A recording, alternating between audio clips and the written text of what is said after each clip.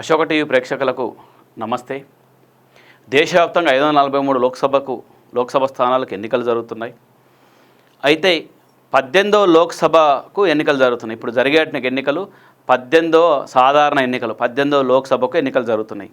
ఈ 18వ లోక్సభ ఎన్నికల్లో అప్పుడే తొలి కమలం వికసించింది. ఎక్కడంటే గుజరాత్లోని సూరత్లో. మరి ఎట్లా వికసించింది ఏందని చూస్తే, కాంగ్రెస్ వాళ్ళు ఆడ నామినేషన్ పత్రాల మీద సంతకాలు పెట్టడం, ఎవరితో ఏం కాదు పెట్టే ఎవరో ఒకరు అన్నారు. దాంతో ఎవరో ఒకరు పెట్టారు, అది డిస్క్వాలిఫై అయిపోయింది. దీంతో ఈయన ఏకగ్రీవంగా ఎంపీ అయిపోయింది అన్నట్టు. అసలు ఈ చరిత్ర ఏందో ఒకసారి చూద్దాం. భారతదేశంలో అసలు ఏకగ్రీవంగా ఎంపీలు ఎన్నిక సాధ్యమైందా, గతంలో ఎవరైనా అయ్యిర్రా, ఏందనేది ఒకసారి చూద్దాం. రాజ్యసభకు సభ్యులు నామినేట్ అవ్వడం అనేది మనం అందరం కామన్గా చూస్తుంటాం. ఏకగ్రీవంగా రాజ్యసభకు కామన్గా అవుతుంటారు. ఎందుకంటే ఆడ ఉన్నటువంటి ఎమ్మెల్యేలను బట్టి దాన్ని బట్టి అర్థమైపోతుంది. దాంతో నామినేషన్లు సింగిల్గా వేసేస్తారు, ఈజీగా అయిపోతుంది. లోక్సభలో ఏకగ్రీవం అనేది అరుదైన విషయం. కోట్లు కుమ్మరించి ప్రతివ్యూహాలు పన్ని గెలుపు గుర్రాన్ని ఎక్కాలి.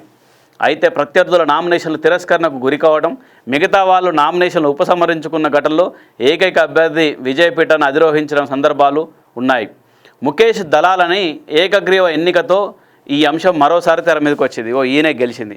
సూరత్ నుంచి ఈయన ఆర్ఓ రిటర్నింగ్ ఆఫీసర్ ఈయనకు సర్టిఫికెట్ ఇస్తున్నారు. మీరు గెలిచిర్రు, గెలుపొందినట్టు సర్టిఫికెట్ని స్వీకరిస్తున్న ముఖేష్ దలాల్ ఫ్రమ్ సూరత్ ఫ్రమ్ గుజరాత్. ఈ విధంగా జరిగింది అన్నట్టు. ఆయన అట్లా గెలిచిపోయింది. అప్పుడే లోక్సభకు పోయినట్టు. ఇప్పటికే ఒక అభ్యర్థి బీజేపీ నుంచి లోక్సభకు ఒకరు గెలిచిరు, అప్పుడే లోక్సభకు పోయినట్టే. ఇక 100% ఈయన ఇక రిజల్ట్ ఏది వచ్చినా కానీ ఈయన మాత్రం లోక్సభలో ప్రమాణ స్వీకారం చేయడం అయిపోయింది అన్నట్టు. అట్లా ఈయన అదృష్టం అంటే ఇట్లా ఉంటుంది అన్నట్టు కొన్ని సందర్భాల్లో. అట్లా ఈయన అదృష్టం, కాంగ్రెస్కు దురదృష్టం.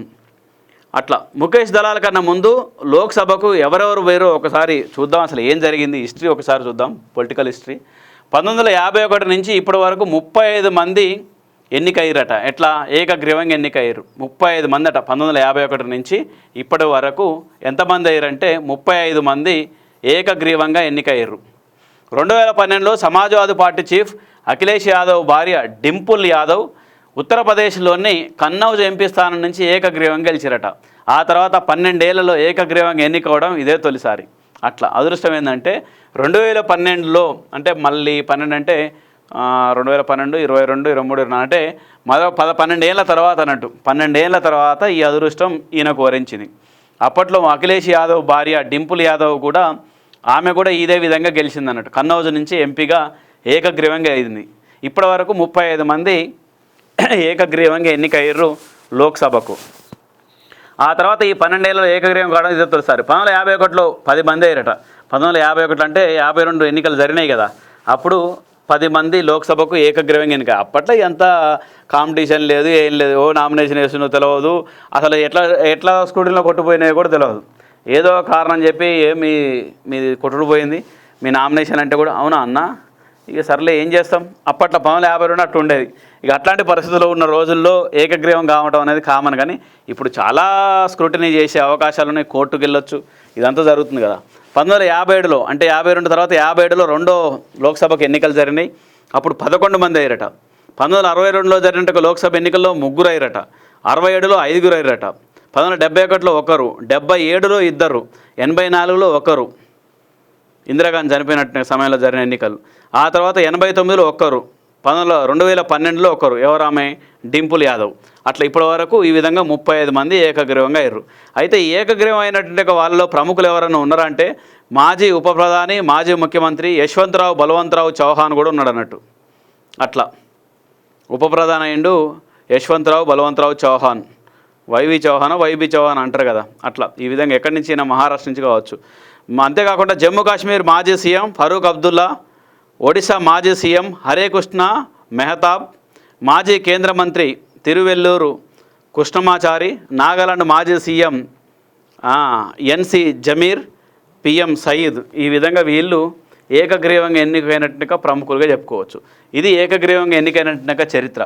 ఒకసారి ఎవరు ముఖేష్ దలాలు ఎట్లా అయిండ్రు ఏకగ్రీవంగా అనేది ఒకసారి చూద్దాం. ఎట్లా ఏం జరిగింది, మరి సూరత్లో ఏం జరిగింది ఒకసారి సూరత్కు పోయొద్దాం, ఎట్లా జరిగింది ఏందనేది. లోక్సభ ఎన్నికల్లో బీజేపీ అప్పుడే గెలుపు ఖాతా తెరిచింది. సోమవారం జరిగిన అనూహ్య పరిణామాల అనంతరం సూరత్ ఎంపీ స్థానం నుంచి బీజేపీ అభ్యర్థి ముఖేష్ దలాల్ ఒక్కరే పోటీలో నిలిచారు. దీంతో ఆయన ఏకగ్రీవంగా గెలిచినట్టు ఎన్నికల అధికారి సౌరభ్ పార్దీ ప్రకటించారు. ముఖేష్ దలాల్ గెలుపు సర్టిఫికెట్ను అందజేశారు. ఆయన గెలుపును ఎన్నికల సంఘం అధికారికంగా ప్రకటించిన నేపథ్యంలో సూరత్ స్థానానికి మే 7వ తేదీన పోలింగ్ జరగదిగా. మే 7వ తేదీన ఉన్నాయట. 3వ దఫా ఎన్నికలు ఉన్నాయి కదా, 4వ దఫా మనవి. సూరత్ స్థానం కాంగ్రెస్ అభ్యర్థి నీలేష్ కంబానీ నామినేషన్ల పత్రాలు సక్రమంగా లేవంటూ రిటర్నింగ్ అధికారి ఆదివారం నీలేష్ నామినేషన్ను తిరస్కరించారు. నీలేష్ అభ్యర్థిత్వాన్ని ప్రతిపాదించిన నేతల సంతకాలు కూడా సరిపోలట్లేదట. ఆయనకు బలపరుస్తారుగా, వాళ్ళ సంతకాలు కూడా సరిపోలట్లేవు. దీంతో రిటర్నింగ్ అధికారి ప్రకటించారని తెలిసిందే. నీలేష్కు ప్రత్యామ్నాయంగా సురేష్ పడసాలతోనూ కాంగ్రెస్ పార్టీ నామినేషన్ వేసింది. అయితే అది కూడా ఇతర కారణాలతో తిరస్కరణకు గురైంది.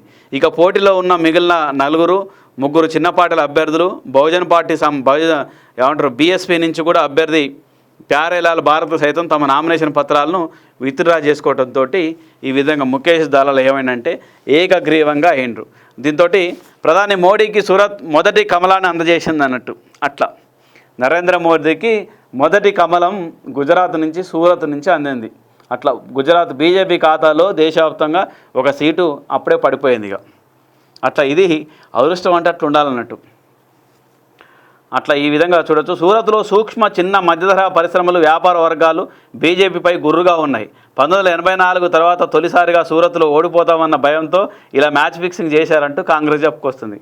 ఇక అట్లా అందం దాక్ష పులన అన్నట్టు ఇక కాంగ్రెస్ వాళ్ళు రాజకీయాలు ఎట్లుంటాయి. అరే నామినేషన్ పత్రికలు 1-4 సార్లు చూసుకోవాలి. ఆ బలపరిచిన వాళ్ళ సంతకాలు ఏంటి, వాళ్ళ ఓట్లు ఏంటి, వాళ్ళ జీరాక్సులు ఏంటి, అన్నీ జాగ్రత్త చూసుకొని నామినేషన్ వేయాలి. కానీ బుర్ర ఉరికి తిరిగి నామినేషన్ వేస్తారు, ఒక బుర్ర పడుతుంది. ఉన్న సీటు బాగా ఇప్పుడు ఏముంది, ఆ ఒక్కటి గెలిచినో ఏమో మరి. అట్లాంటి సీటు కూడా పోగొట్టుకుంటారు కాంగ్రెస్ వాళ్ళు. ఇట్లాంటివన్నీ పోగొడతారు. మేము గెలుస్తారు, రాహుల్ గాంధీ ప్రధాని అవుతాడు, జూన్ 9న ప్రమాణ స్వీకారం చేస్తారు అనుకుంటా ఈ విధంగా ప్రచారాలు గప్పాలు కొడతారు. గప్పాలు కొట్టుడు తర్వాత ముందు ఇవన్నీ చూసుకోవాలి కదా. టెక్నికల్ అంశాలు చూసుకోకుండా ఇవన్నీ పట్టుకొని అలాడుతుంటారు. అదే వచ్చింది కాంగ్రెస్ వాళ్ళతోటి. అట్లా మొత్తానికి మాత్రం రేపు జరగబోయే ఎన్నికలు జూన్ 4న ఎలా ఉంటాయి ఫలితాలు చూద్దాం. Thank you.